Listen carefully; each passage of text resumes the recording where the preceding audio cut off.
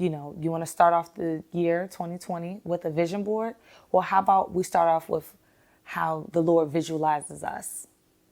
And I think that will help us in our vision. About this love. Hey loves, this is Sherelle from the About This Love podcast. I'm here sitting by myself because, there's some things that may be on my heart that may not be on my husband's heart. I co-host the About This Love podcast with my husband, Dale. And I hope you all have been enjoying the conversation thus far. So I wanted to make a quick video just coming to you guys before we end this decade. What I have been thinking about has been on my heart in reference to the new year. So, we're a couple of days from the new year, from entering into 2020. And typically there's something I do either at the end of a year or at the beginning of a new year within the first week or so. I have taken time to make a vision board. And it's so funny because I had seen a post recently where this successful entrepreneur had put out, stop attending vision board parties and go do some work. I think this was my first or second year that I've actually made a vision board. And whether it be on, I know some people have styrofoam, the styrofoam project boards that you used in elementary school for your science project, or they do a digital board. For me, I did a digital board, and it signified me actually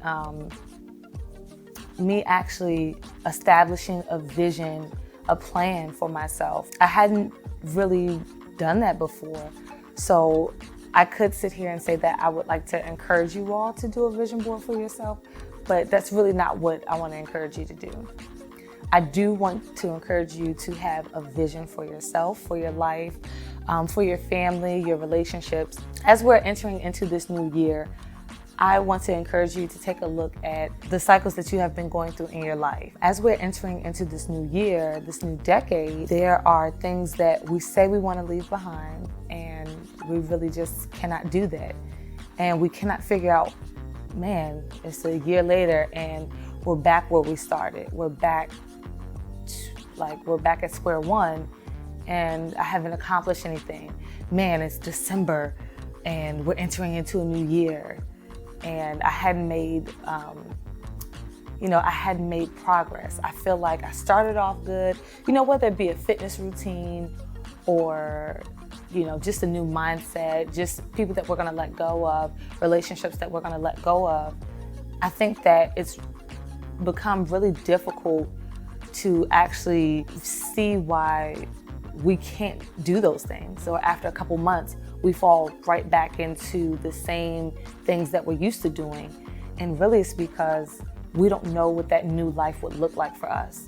So in essence, a vision board really is a good start. I think it is a good start for those who want to have a vision for their lives, but an even better start would be to sit down and just kind of meditate on the different cycles that you seem to cannot get out of. And I say that because you can put anything on your vision board. You may not know what a new life for you would look like, a new you. It's always hashtag new year, new me. For those of you who truly want to, live out that hashtag new year, new me, first let's start visualizing, what that will actually look like. What are some things that are on your heart that you want to see come to fruition? Meditate on it. And even before then. So these are like the prerequisites to making a vision board, I would say.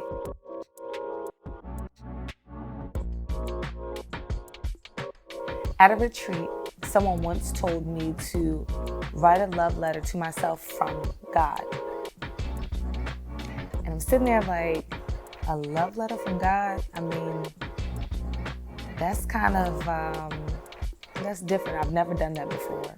I feel like I've sat and cried out to the Lord.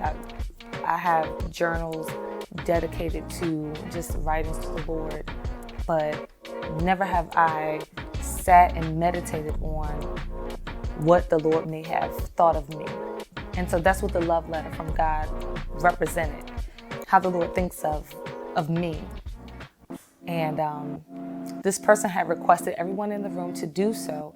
And we sat for maybe 10 to 30 minutes asking the Lord, what do you think of me? How do you view me?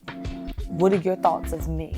Because ultimately, the Lord's thoughts is not your thoughts. You may be thinking that you're not worthy of something. You may be thinking that you don't deserve certain things, that, the Lord doesn't even hear you. Let's start there. That's one prerequisite to, you want to start off the year 2020 with a vision board. Well, how about we start off with how the Lord visualizes us? And I think that will help us in our vision, even for myself. And then the second thing is also meditating on what you want your life to look like in 2020. Prime example of something that was on my vision board, I put, being humble. And there was a couple of other quotes that I put up there as well.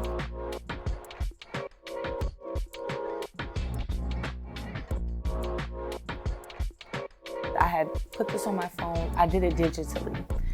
I put it on my phone. I printed it out. I laminated it, put it in my work area. I put it on my laptop. Anywhere where I'm working that I know I'm going to be looking at every day, that's where I put up my vision board. This is why you need to visualize how you would go about doing that, how you would go about walking out the things that you put on your vision board. There was a time where I was in the 5th grade, and I'm getting off the bus, probably 7:30 in the morning, and I'm walking up to the front of the school, dreading going into class. And I'm sitting there saying, I'm praying to the Lord, Lord, let my math homework be done. Lord, please let this homework be done, knowing full and daggone well that your girl right here did not put a pencil to the paper. I didn't even attempt. I didn't even try, and it was just so funny because then I had the nerve to go into class, and the first thing we do in class, of course, is math. We did math. The teacher asked for that math homework, and as she's going around collecting the paper, I'm sitting there like, oh gosh, okay, let me, pray a little bit more, and then maybe by the time she gets to me, it will be done. So of course, I pull out this math homework paper, and she's like, hey, it's not done. What happened here? You didn't do your homework last night? And 5th grade me went on with the story. And I said, oh my goodness, somebody must have went into my bag and erased it. Somebody must have went in and did that. I don't know who would have done that. I don't know who would have erased my answers and everything. And the paper didn't even look like a pencil had even touched it, an eraser even, was by it. And of course the teacher's looking at me like, you didn't do the work. And of course, going home, I'm disappointed, I'm upset, and I'm blaming God because my math homework ain't done. And I wanted to be so good at math. I really did. And just because something came a little bit easier to other people, a certain subject, I shied away from even trying. In my mind, I wanted to be good, but when I got home, I never opened up the book. When I got home, I never put the pen to the paper. I never used my brain to actually think about, what it is that I wanted to do, which was to be better in math. And I blamed God for it. I did. 5th grade me blamed God that I wasn't good at math, even though I did not try. As we're putting things on our vision board, it's like, well, yes, the Lord can manifest things. Yes, things could just happen. Money could just fall in your lap.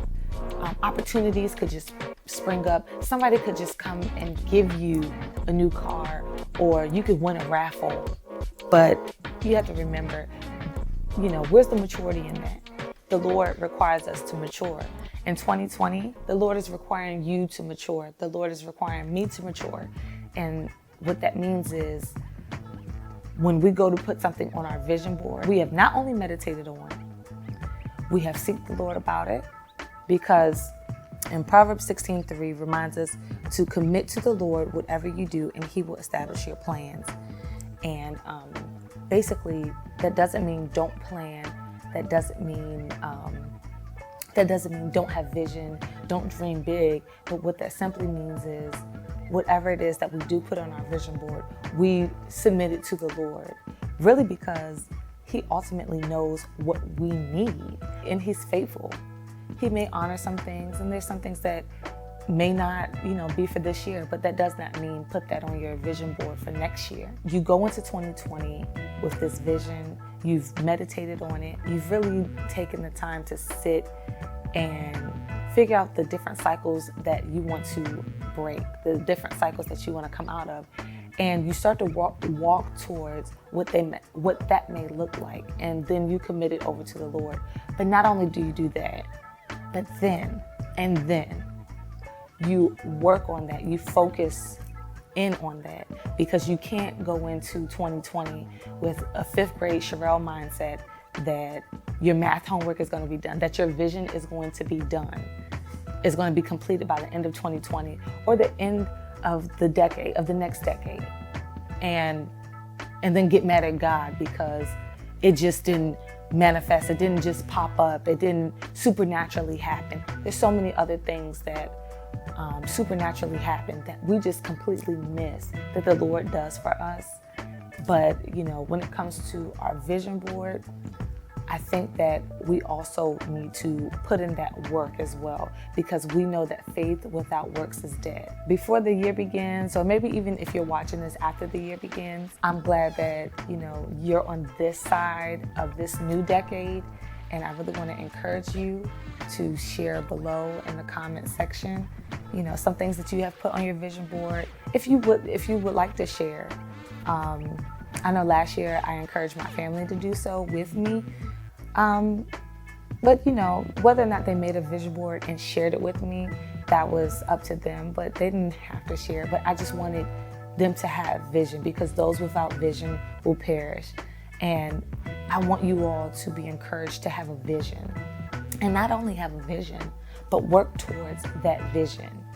Even if it takes more than just this year to accomplish it, just keep putting it back on your vision board and keep working towards it. I mean, there's things that I want to still work towards. I want to still work towards being a loving wife, being a good wife, and then also being a better mother than I was last year, a more mature mother, because as my son is growing up, there's things that we haven't even walked through yet. But I want the Lord to mature me to that place where I can know the responses to give my son when things come up. I can be emotionally prepared. My heart is prepared to even respond, or to even just be open to hearing what's on his heart as he's talking more. He wants to engage more in conversation. He's not a baby, he's practically a teenager. He's not even 10 yet, but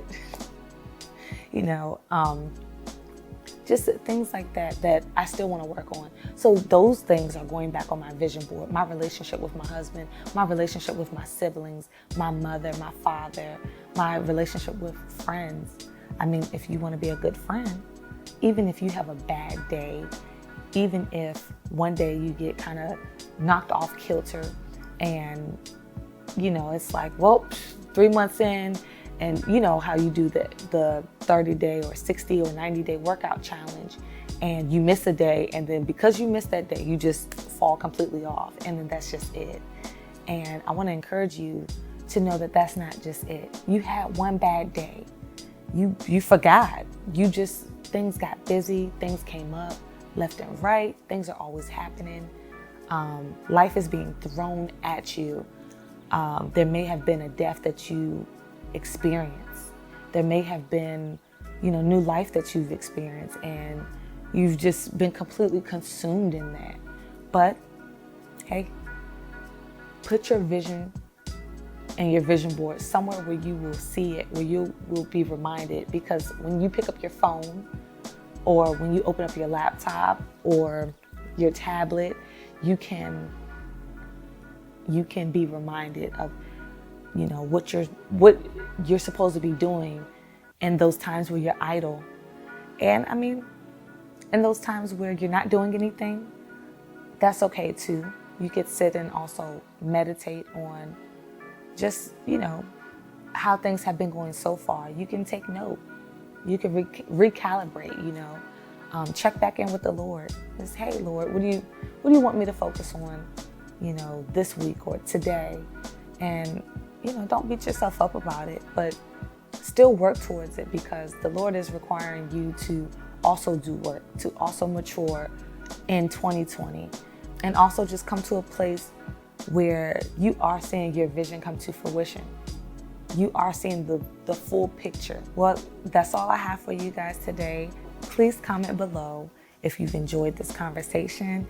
As we're going into 2020, I hope that this video has been beneficial to you, and I hope that you have been following along with our About This Love podcast, where myself, Sherelle, and my husband, Dale, are just speaking on different topics like relationship, boundaries, children, marriage, dating, and much more.